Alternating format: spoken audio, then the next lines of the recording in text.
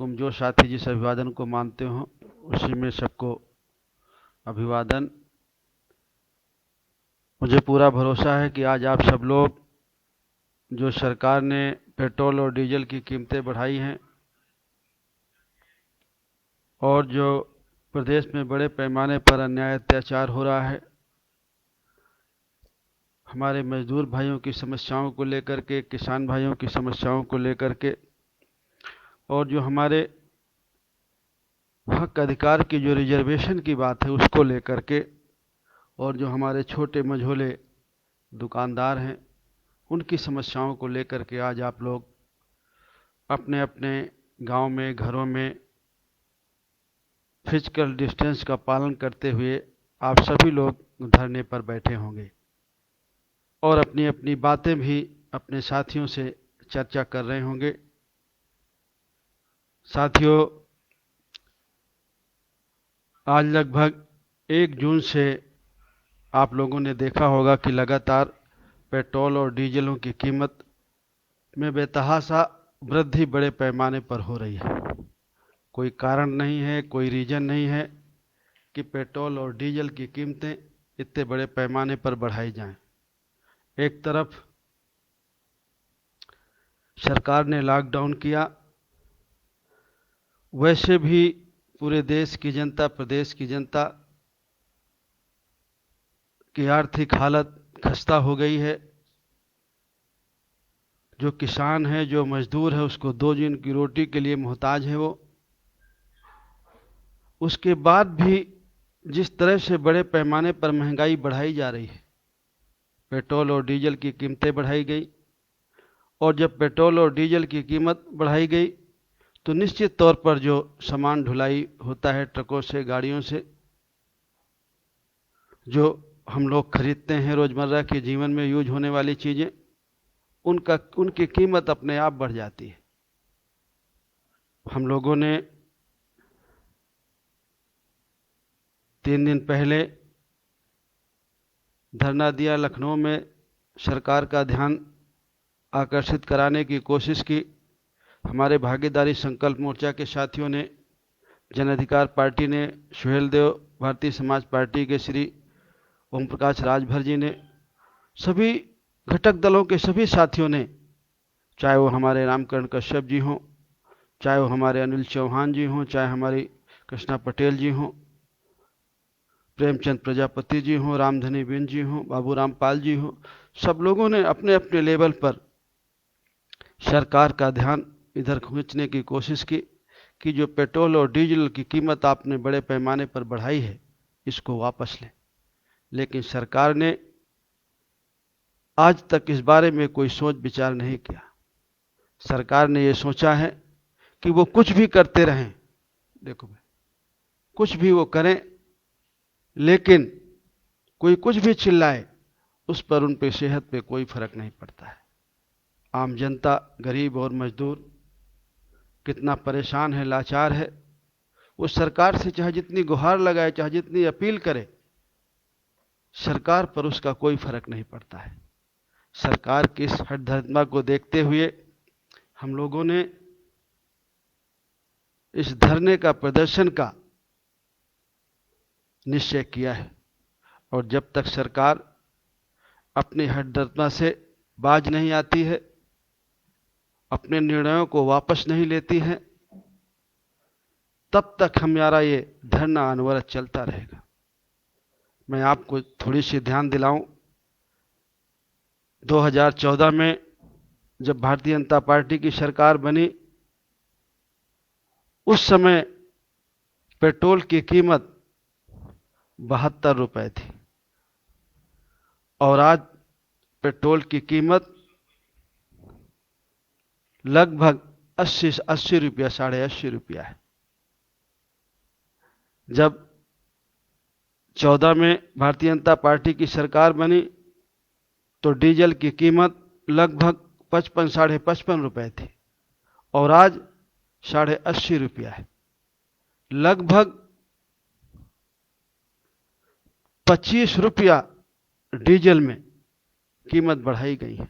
और जबकि 14 में जो अंतर्राष्ट्रीय जहां से तेल की हम खरीद करते हैं, 135 रुपया, 140 रुपया, 170 रुपया बैरल वहां से तेल आता था विदेशों से।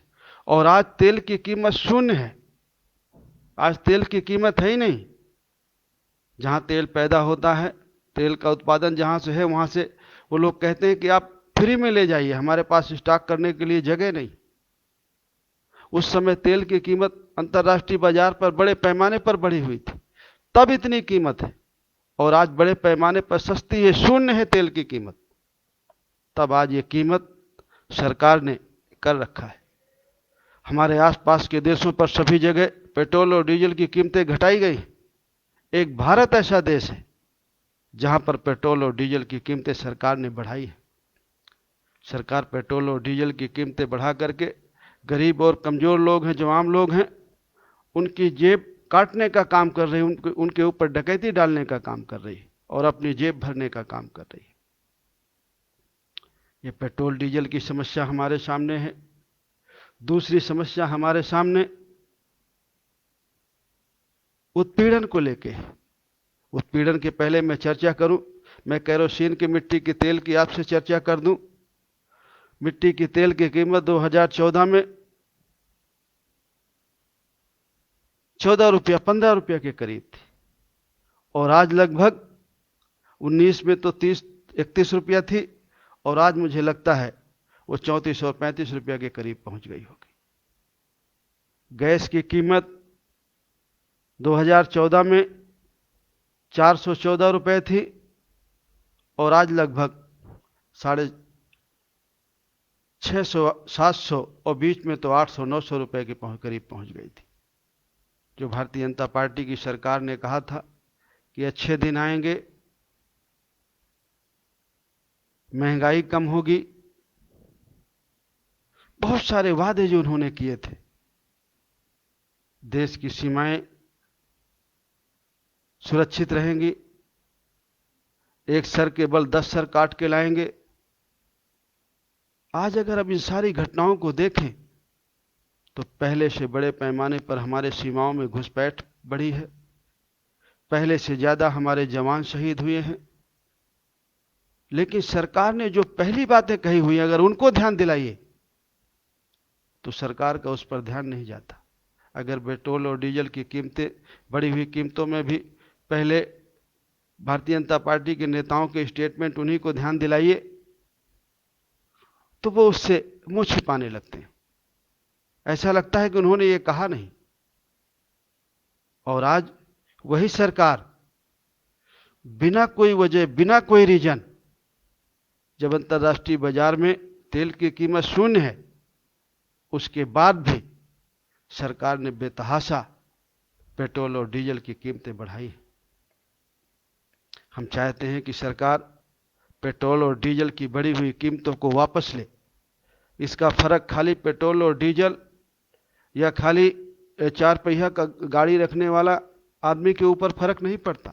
इसका बड़े पैमाने पर फर्क किसान पर पड़ता है, मजदूर पर पड़ता है। जो हम बाजार से चीजें खरीदने जाते हैं, वो चीजें सब महंगी हो गई हैं पहले से, आम उपभोक्ता में पड़ता है। इसलिए हम चाहते हैं कि सरकार थोड़ा गरीब और कमजोर के बारे में, उपभोक्ता का ध्यान रखे। हम सब लोगों ने सरकार को वोट देकर के वहां तक पहुंचाया है, और उन्हीं लोगों का वोट उन्हें फिर लेना है। इसलिए हम चाहते हैं कि सरकार अपनी जिद को छोड़े और बढ़ी हुई पेट्रोल और डीजल की कीमत को वापस ले। दूसरी हमारी जो मांग है, अन्याय अत्याचार को लेकर के है। हमारे उत्तर प्रदेश में, वैसे तो देश के सभी कोनों में, लेकिन खास करके हम उत्तर प्रदेश में ये धरना दे रहे हैं, तो मैं उत्तर प्रदेश की बात करूंगा कि बड़े पैमाने पर अन्याय अत्याचार बढ़ा हुआ है। कोई ऐसा जिला नहीं है जहां पर सरकार के समर्थित लोग बड़े पैमाने पर पिछड़ों और दलितों का, अक़लियत का उत्पीड़न नहीं करते हैं। चाहे वो प्रतापगढ़ की घटना हो जो पटेल समाज के साथ हुई। प्रतापगढ़ में तो 6 महीने के अंदर में लगभग 15-16 घटनाएं हुई। मौर्य समाज के लोग उन्हीं को मारा गया, उसी को मुकदमा लिख के उसी को जेल में बंद कर दिया गया। वहीं पर यादव समाज के लोगों को मारा पीटा गया, उसमें से एक आदमी की जान चली गई।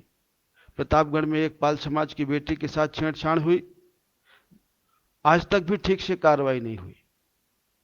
जौनपुर में एक निषाद समाज की बेटी के साथ रेप हुआ, उसको मार के फेंक दिया गया।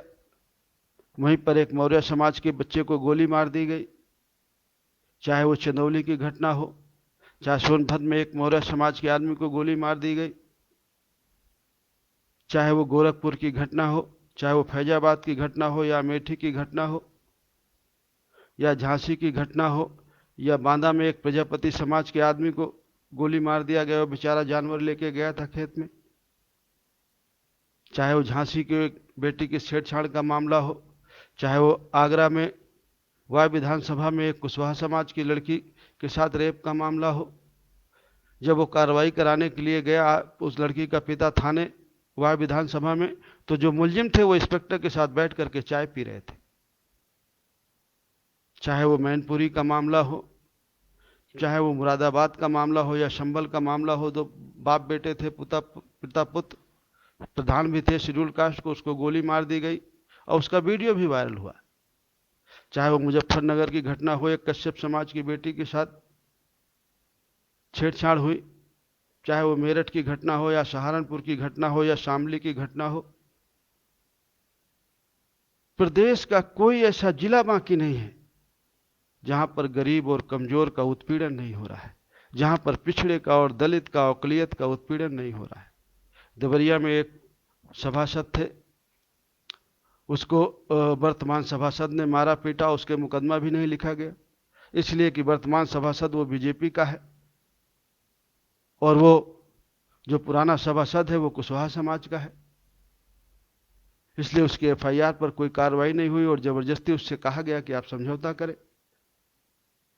बड़े पैमाने पर प्रदेश में अन्याय अत्याचार हो रहा है और हम बार बार कह रहे हैं कि सरकार की ये जिम्मेदारी है कि आपने संविधान की शपथ लेकर के आप सरकार में आए हैं, संविधान के तहत चुने गए हैं, कानून के तहत चुने गए हैं, तो आपकी जिम्मेदारी है कि आप कानून का पालन करें। और कानून गरीब के साथ खड़ा होता है, कमजोर के साथ खड़ा होता है, उसको न्याय दिलाता है। लेकिन वर्तमान में हम देखते हैं कि जो हमारी सरकार है, जो बेचारा पीड़ित है उसके साथ नहीं है, जो उत्पीड़न करने वाला है उसके साथ खड़ी है। इसलिए हम सरकार से चाहते हैं कि उत्पीड़न की कार्रवाई को रोके और हमारे किसान की समस्या है, किसान की समस्याओं के बारे में हम लोग 3-4 साल से लगातार बोल रहे हैं और कह रहे हैं कि जो हमारे किसान भाइयों की समस्याएं हैं सरकार उस पर ध्यान दे।